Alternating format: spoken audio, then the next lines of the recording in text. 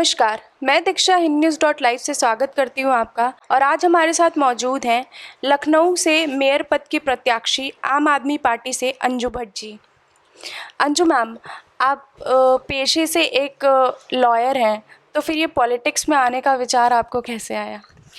देखिए, मैं भी लॉयर होने के साथ साथ एक आम इंसान भी हूँ। तो अगर हमारी रोज़मर्रा की जो प्रॉब्लम्स है वो मैं देखती आ रही हूँ, तो मुझे ऐसा लगा कि एक आम जनता के बीच से एक आम नागरिक होने के नाते मेरी ज़िम्मेदारी बनती है कि मैं आम जनता के लिए खड़ी हूँ।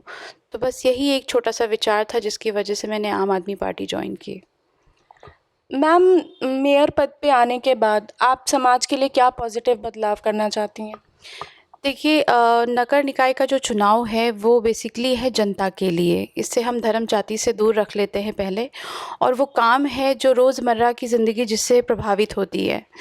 जैसे आपके सड़क हैं, आपकी नालियाँ हैं, आपके सीसीटीवी नहीं लगे हैं, या फिर आपके रोड लाइट्स नहीं हैं, स्कूल हैं, अस्पताल हैं, कई सारी ऐसी चीज़ें हैं जो आपके रोज़मर्रा की चीज़ों से प्रभावित होते हैं।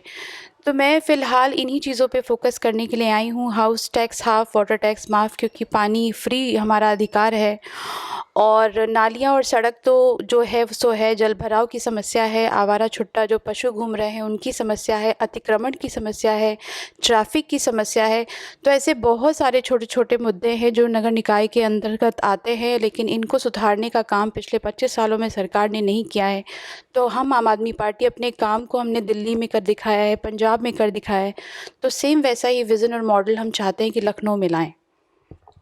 मैम, आपका एक कॉलेज भी है जिसमें आप गरीब बच्चों को फ्री एजुकेशन प्रोवाइड करती हैं, तो उसके बारे में कुछ बताएं। मेरी जो स्वर्गीय माताजी थी श्रीमती माया भट्ट जी, वो भी 25 साल एजी रही हैं लखनऊ हाई कोर्ट में।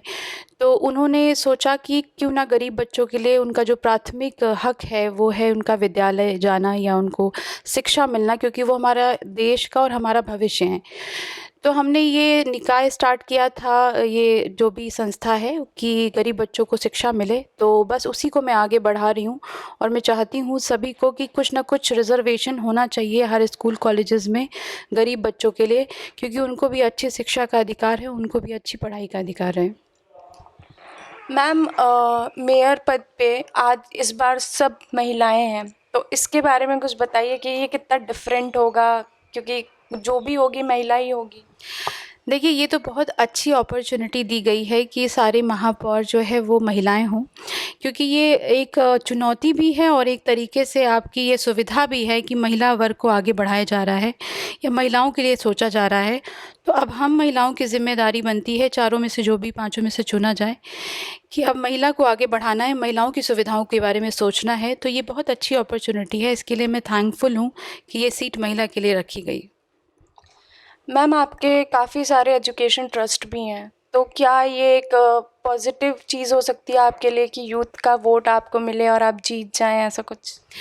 नहीं, देखिए, हमारा जो कॉलेज है और हमारी जो एजुकेशन संस्थाएं हैं वो ये वोट अपील के लिए नहीं थी, ये तो एक समाज सेवा है। नगर निकाय का चुनाव भी बेसिकली लोग समझते नहीं हैं, सोचते हैं पार्टी से रिलेटेड है या धर्म से रिलेटेड है। ये भी एक सेवा का भाव है। यहाँ की महापौर जो भी रही हैं, हमेशा उन्होंने रिबन काटे हैं, हमेशा उन्होंने इनॉग्रेशन किया है, लेकिन वो खुद नहीं जानती हैं कि उनकी पावर क्या है। उनको समझना पड़ेगा और ये जानना पड़ेगा कि ये जन सेवा का भाव है, और जन सेवा होना बहुत ज़रूरी है। मैं तो शुरू से जन सेवा से जुड़ी हुई हूँ, तो उम्मीद करती हूँ जनता से, या जनता को मैं आश्वासन देती हूँ कि मेरी ये सेवा भाव आगे भी चलती रहेगी। मैम, जैसे आप घर से निकलती हैं लोगों से वोट मांगने, तो लोगों का रिएक्शन कैसा आता है? देखिए, हर चीज़ का पॉजिटिव नेगेटिव दोनों रिएक्शंस हैं, लेकिन मुझे आम आदमी पार्टी से महापौर का टिकट मिला है, तो मैं लोगों के बीच में रिएक्शन नेगेटिव बहुत कम देखती हूँ। जो बहुत ही कट्टरवादी हैं उनकी बात मैं नहीं करूँगी, लेकिन उन्होंने भी हमें कोई नेगेटिव रिव्यू बहुत ज़्यादा नहीं दिया। पॉजिटिव रिव्यूज़ हमारे पास बहुत हैं, लेकिन न्यूट्रल हैं या तो फिर पॉजिटिव हैं, नेगेटिव व्यूज़ मुझे नहीं मिले कहीं भी। मैम, तो आप हमारे चैनल के थ्रू जनता से कुछ कहना चाहेंगी? मैं बस इतना कहना चाहूँगी जनता को कि 25 साल आपने दिए हैं किसी एक सरकार को, काम आपके सामने हैं, प्रॉब्लम्स आपके सामने हैं, अब टाइम है सही चुनाव करने का, और इसलिए आप सब चुनिए उस सरकार को जो सही है, जिसके पास मॉडल है अपने काम का। बस इतनी सी आप लोगों का संदेश है मेरी तरफ से। Thank you. Thank you so much ma'am, हमारे चैनल से जुड़ने के लिए। धन्यवाद।